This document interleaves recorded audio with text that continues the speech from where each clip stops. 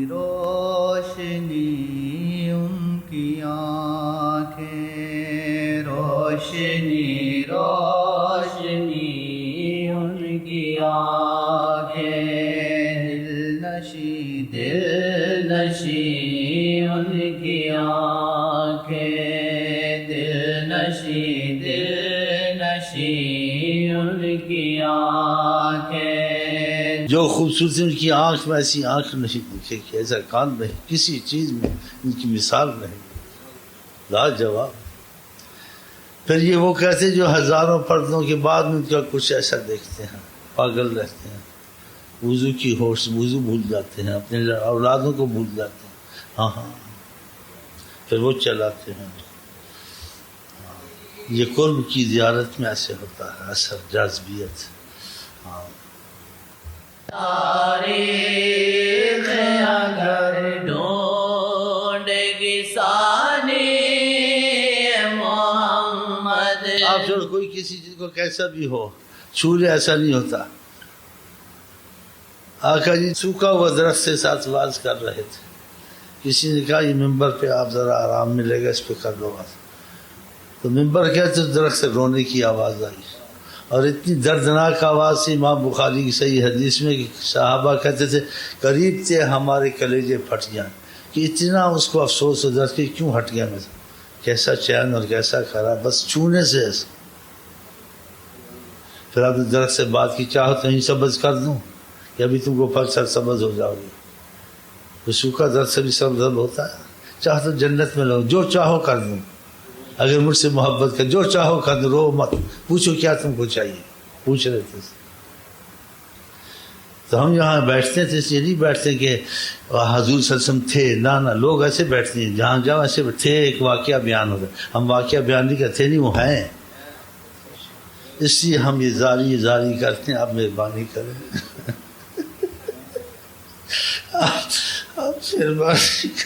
آپ نے خود کہا کہ ساری کائنات میرے سامنے ایسے جیسے ہتھے جی، تو سب دیکھتے ہیں، حاضر ناظر نہ کہو، مولویوں کو مصیبت پڑتی ہے اس میں، یہ غلط ہے، صحیح ہے، بعض چیزوں اگر کہو تو تعویل کرو کہ حاضر ناظر خدا ہے، کوئی نہیں ہے، لیکن اگر وہ حاضر ناظر ہے تو اللہ ان کے سامنے کر دیتا ہے، تو اللہ کے دکھانے سے حاضر ناظر، پھر شرک نہیں ہوتا ہے۔ اگر نہیں سمجھ میں آتی حاضر ناظر کا لفظ چھوڑ دو، اتنا ہی کہہ لو جو حدیث میں آیا کہ وہ دیکھتے ہیں، حدیث کا انکار کرنے سے آدمی مسلمان رہے گا،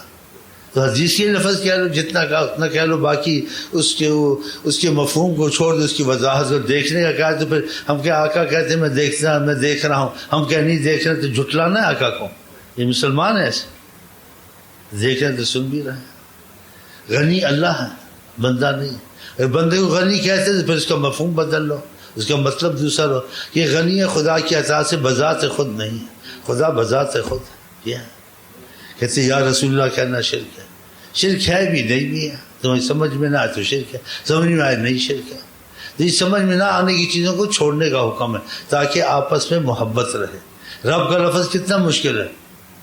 آپ بندے کو رب کہہ سکتے ہیں تو یا رسول اللہ سے بڑا رب کہنا، لیکن ادھر مفہوم لیا جاتا ہے رب تربیت، پالنے والا، ماں باپ کو رب کہا جا سکتا ہے، پالتے ہیں۔ یوسف علیہ السلام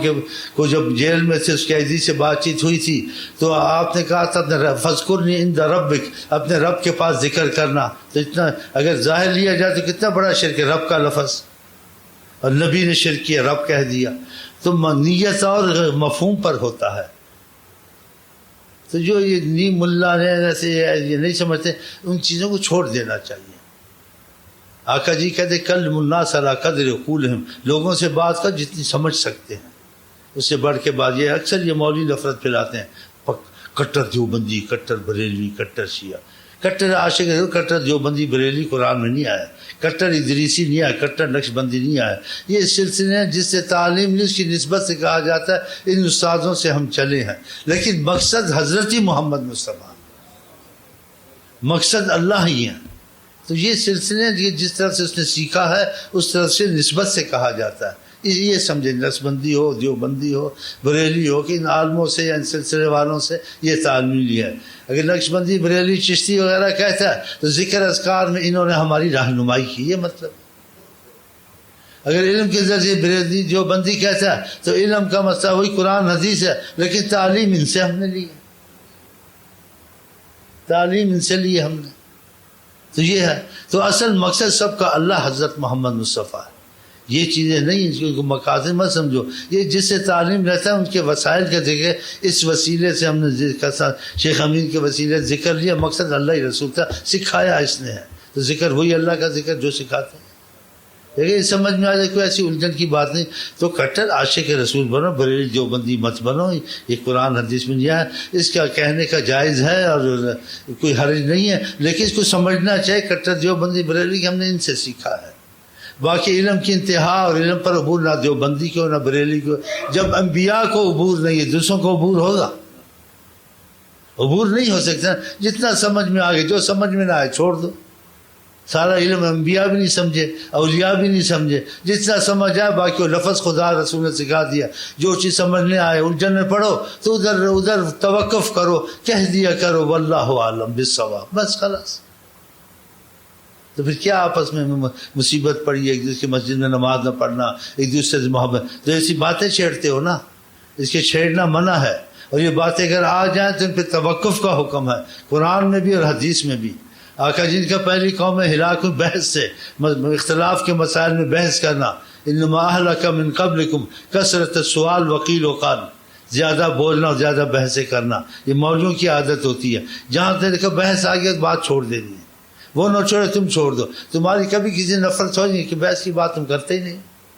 تو نفرت پھیلتی نہیں، پھر تم میں ایمان والا مسئلہ مضبوط ہوگا، خدا کی رحمت بہت ہوگی، کیونکہ آقا جی کہ تم ایمان والے نہیں بنو گے جب تک کہ تمہاری محبت نہیں ہوگی۔ تو محبت اتفاق والی باتیں چھیڑیں گے اس سے ہوگی یا اختلاف والی باتوں سے محبت ہوگی؟ اختلاف والی باتوں کو چھوڑنا ہے، اتفاق والی باتیں جس میں اختلاف نہ ہو، سب کی رائے ایک ہو، وہ ٹھیک ہے بھائی، ٹھیک ہے، کچھ ہاں ہوں کرو، مرو، کچھ بولو، میں بھی کچھ بولوں آگے، ٹھیک ہے نا، اوکے ہے نا، چلو جی۔ تاریخ اگر ڈھونڈے گی سانے محمد، تاریخ اگر ڈھونڈے گی سانے محمد، ثانی تو بڑی چیز خدا کی یہاں بیٹھا ہوا دیکھ لینا، ہم ساری عمر ڈھونڈے ایسا بیٹھا ہوا دکھا، آپ نہ کہیں گے ہے ہی نہیں، ایسی خاموش دیکھ لیں آپ پاگل ہو جائیں گے، کیسی خاموشی کیا ہے، کسی چیز کو کہیں تم کو دیکھ لو، جب وہ کہیں گے دیکھ لو، ان کی نگاہ میں تم پتہ نہیں کیا کچھ دیکھتے جاؤ گے، کسی کا اس کو دیکھ لو، اس کا ظاہر باطن آپ اندر سے دیکھیں گے کیا، اگر انہوں کا دیکھ لو، تم اس کو نہیں سمجھتے دیکھو، آپ ڈر جائیں گے، جب ان کا دیکھ، جو دیکھتے ہیں کون دوسرا دیکھ سکتے، لیکن جب وہ دکھا دیں کہ اس کو دیکھو، پھر کہہ دیا، پھر آپ دیکھیں ظاہر بات اس کا نظر آئے گا اندر کیا ہے کیا نہیں،